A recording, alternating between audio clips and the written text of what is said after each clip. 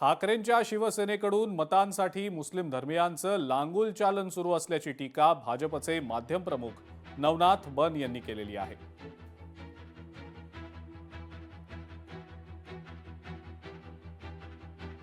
उभाटा गट मतांसाठी मुस्लिम धर्मियांचं लांगुल चालन करताना पुन्हा एकदा दिसतंय.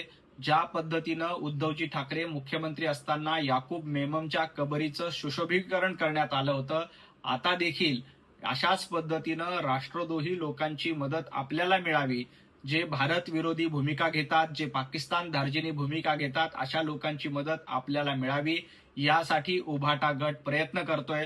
परंतु उद्धवजी ठाकरे हे विसरले की महाराष्ट्रातला मराठी माणूस, महाराष्ट्रातला मुंबईकर हा भारतीय जनता पार्टी आणि महायुतीच्याच सोबत असेल. तुम्ही पाकिस्तान धार्जिणी भूमिका कितीही घेतली तरी तुम्हाला अशा पद्धतीची हिरवी मतं मिळणार नाहीत.